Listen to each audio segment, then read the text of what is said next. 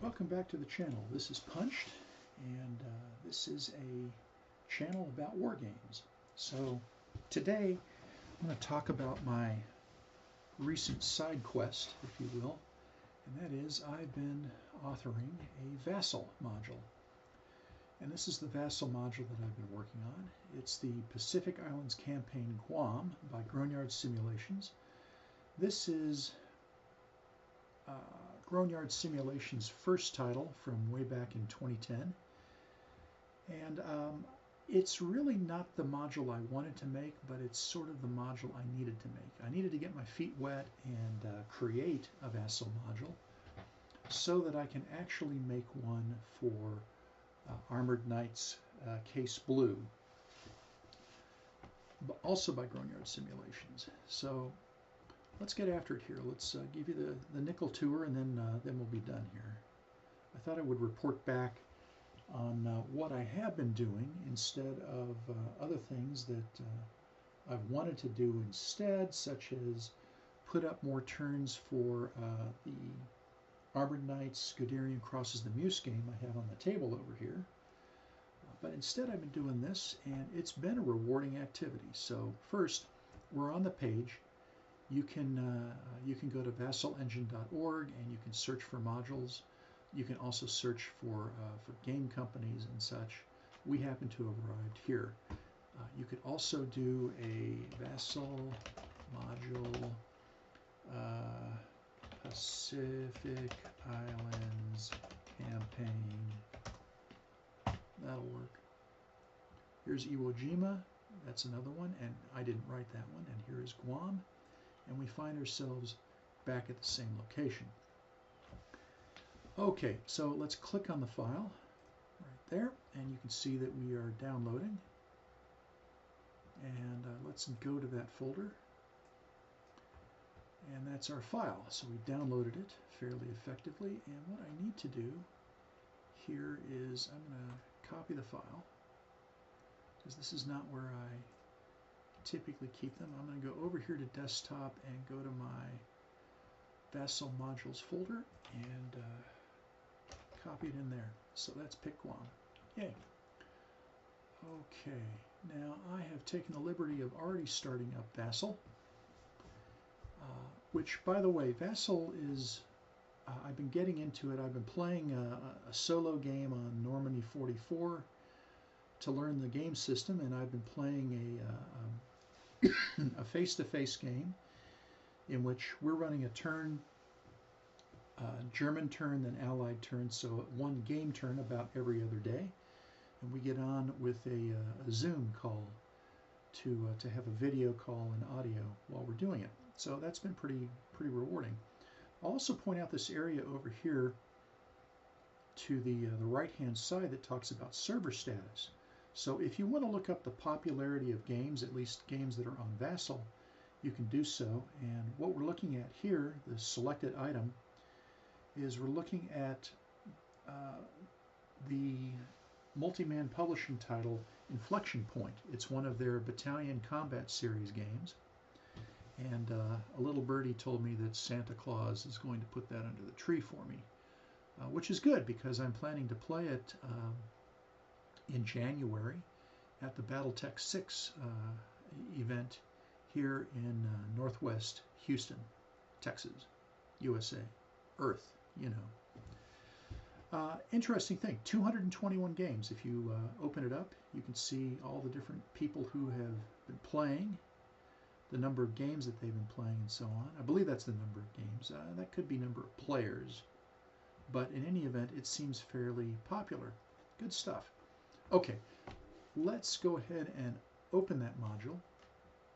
We're going to go to Desktop and Vassal Modules, where I placed it. You can put this stuff wherever you want.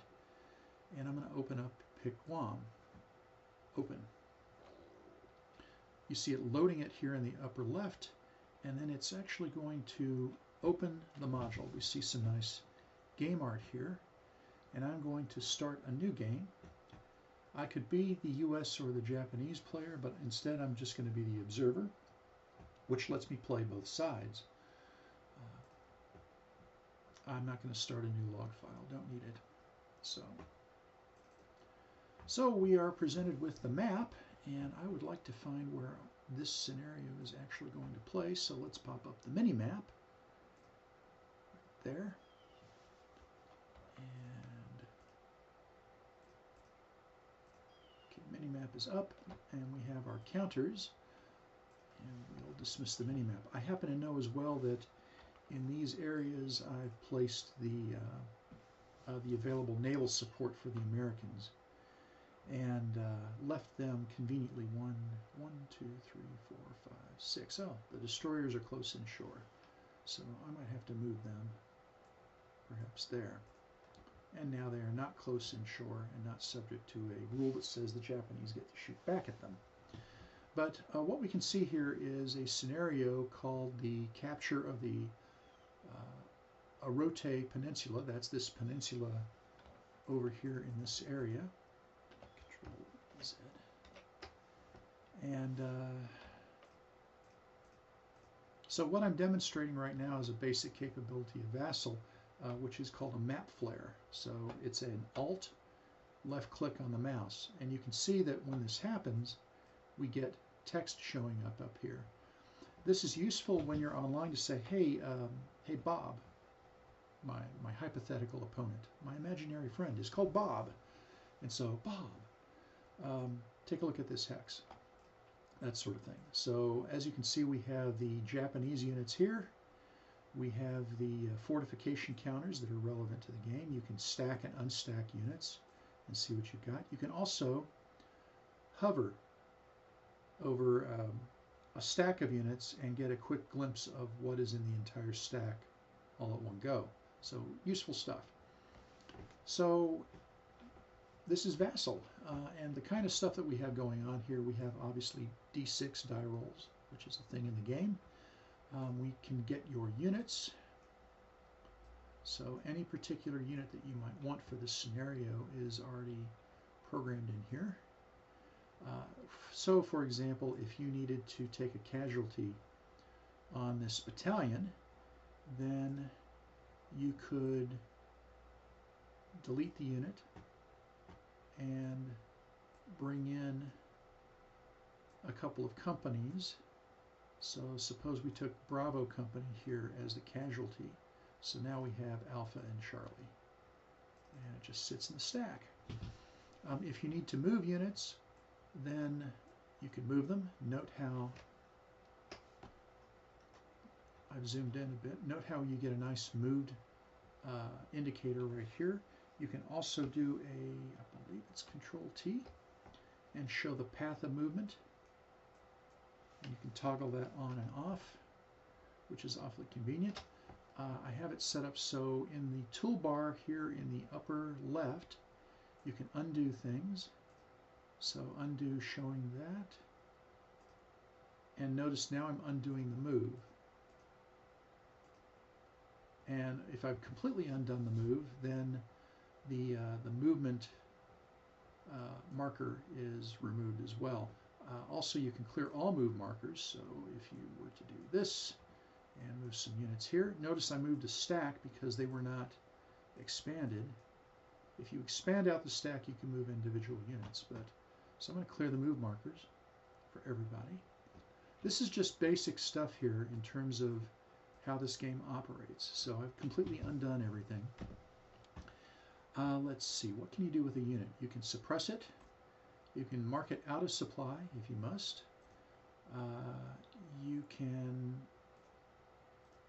toggle the move, and of course you can delete it. Let's see, for artillery units, you can also fire them. So mark them as fired.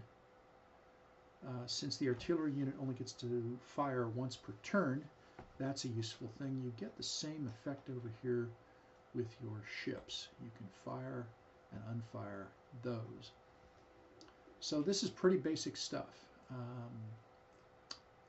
Yep, this is fairly common to all Vassal games, but these things like having the US units, having the Japanese units, having these items in the toolbar, most of these had to be completely coded in. Not exactly from scratch. The user interface for doing this sort of stuff is relatively straightforward. There's okay documentation out there, and I'll talk about it later. You can always open up an existing Vassal module, something that somebody's already done, and start to get a sense of how they went about doing it. And I'll show you that briefly later. So we showed units, and you can get rid of those and bring them back up. Notice how it remembers where your window is. We have a set of markers, which there's not a whole lot of markers in this game. You can put a new fortification down. It's not really relevant to this scenario because per the game rules, it requires an engineering unit, which we don't really have in this scenario. There are miscellaneous things. These are more for convenience, and I'll show you where these markers typically get used. So I've got a set of combat markers, which is nice. So suppose that I wanted to do an attack, and this is my A attack, and I am attacking from this hex. Right, so I'm attacking from that hex, and it turns out that I have 2 to 1. I have no idea, but that would be the sort of stuff that we're talking about. And I could do the same thing down here, for example. I could say that this is my B attack, and the B attack is at, well, one would hope, 3 to 1 odds. And so what we're doing here is, you notice that up here we've got a record of what we're doing, right? You can also type in text, so I can say that my A attack is 2 to 1 odds, right? So you can chat back and forth, even if you don't have audio or video capability. You can still chat back and forth. You know, howdy, howdy, howdy, howdy, howdy, howdy, right? So you can do that sort of thing. You can save log files, okay? So the way that you typically do this stuff is you either hop on and you're playing live with an opponent, which is a great way to go, by the way, or you can begin a log file and then save the log file and send it to your opponent. So if you were to do something like that, your opponent can load up the game, load up the log file, and then use this play button, step forward through log file, to show step by step everything that your opponent does till you get to the end of the log file, and then you can go through and resolve things. You can even go so far as to say, okay, I'm going to do a 2 to 1. I roll the dice. Oh, and by the way, my die roll modifiers, DRMs, are, I don't know, let's just say +3. Just picking some arbitrary stuff out of there. So, and what does all this mean? Well, on the charts, I can pull up the assault combat result table, and we're doing a 2 to 1. We're on the 2 to 1 table, and we rolled a 4, and we have a +3, which gives us a 7. Can I do that? Yes, I can. See, so the natural die roll of 4 on the 2 to 1 table, add 1, 2, 3 to it, and we are at a 1-1 result. So, and you can just say 1-1 result. So very useful thing. We have the various combat results tables. We have the terrain effects chart as well. We have, let's see, that's the charts here, the tracks. So we have the turn track. These are markers that I was talking about earlier. So if you should happen to, oh cool, I can't delete it. That's good, I didn't want to. So maybe those markers are not as critical. Be gentle, this is relatively new for me. So I can't delete these guys either. These are how you record casualties. So I take a company level casualty, and then I take another one, which is that. And suppose I take, and you just continue to increment your casualties and are able to track them. Replacement track is, okay, I bring in a replacement, right? Infantry, or armored, or Marines infantry, Marine armored, Japanese infantry, or armored as well. And then finally air support. So if I needed to do air support, I can take one down and say, okay, I've flown it. For that matter, I believe I can do this. Yes. So I can do this sort of thing, and it's interesting because I can delete this one. However, if I needed to, if I accidentally delete him, if I were to take one of these guys, what I should do is I should come back to the flown box. But if I delete him accidentally, then I can come down here and get myself another TBM. So that's why I've included those kind of counters. All right, that's what's going on here with this game. Oh, one final thing that I'll point out is the orders of battle are present. Now, if I wanted to, and I may do so in the future, then I could say something along the lines of, here's the 1st Marine Provisional Brigade. So let me come all the way up here, and I'll take a 1 PMB counter, and I could actually place it here. Now, there's nothing preventing me from doing that. And that's an interesting thing. I mean, at some point, I'll do one of the larger scenarios. Let's come off here, in which we are doing this sort of thing. Now, I'm not sure how I'm going to go about doing this. I may come up with an additional card, like an additional track or something like that. I may make something just for Vassal that will show an additional track just for Vassal that would show the different units that are supposed to come in and the times in which they come in for each of the beaches. I think that would be convenient. And then you could just drop the counters in. Obviously, this is an air counter. It doesn't work is not appropriate here, but it's that sort of thing. And then, of course, you can move up through the lagoon to the beach and so on. Yeah, but that's what we got here. This is what I've been doing recently, and Vassal is free. The modules are free. So as far as I know, nobody charges money for them, and you can obtain them. I will, of course, have the relevant links in the description below. So good luck. Get to it. Okay, so this is the official thing. Ideally, you should have bought a copy of Pacific Islands Campaign Guam before you get around to playing Vassal. That's what you should do. Now, that said, most games have, let's come back to the game, have all the charts, they have all the tracks, they have all the units, or all the relevant units anyway. This is only a single scenario.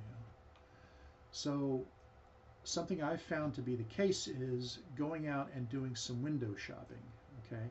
Going online, finding out where the rules in PDF form are stored, because almost every game company does that these days.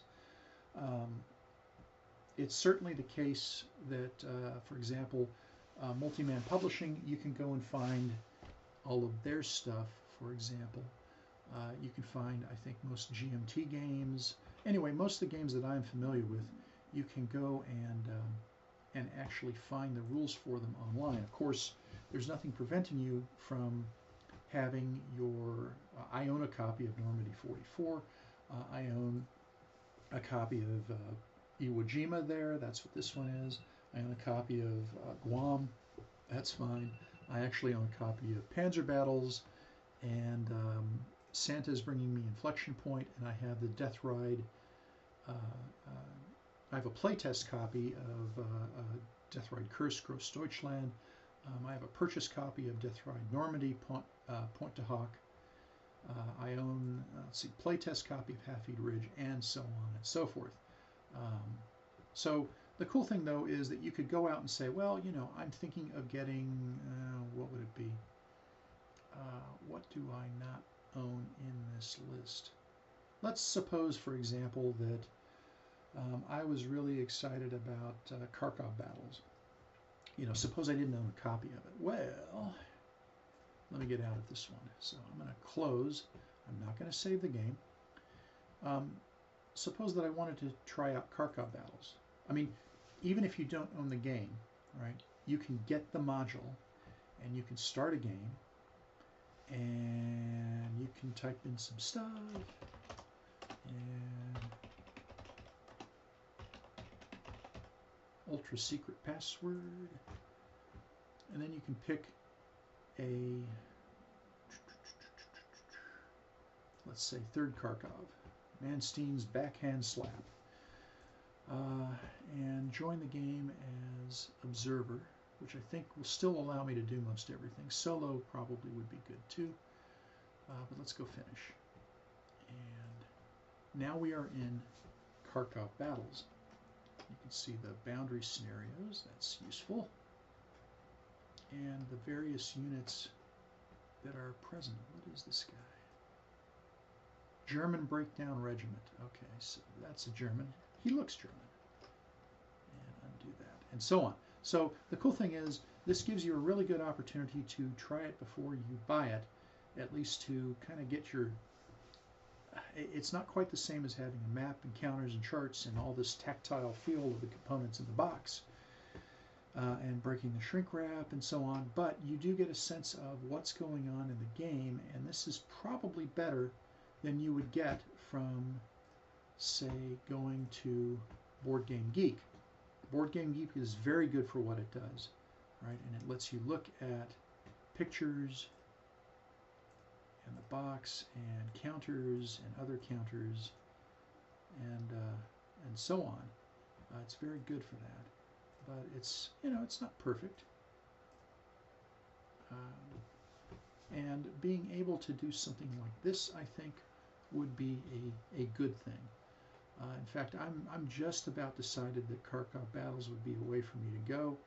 It's interesting. I'm interested in the Fall Blau game, and this is an inexpensive version using the same rules that actually integrates with Fall Blau. So I've been thinking seriously about doing this. So that's what I've got here. Hope you enjoyed it. If you did, hit the like button. Feel free to, of course, leave any comments. Would love to hear from y'all, and we'll see you down the road.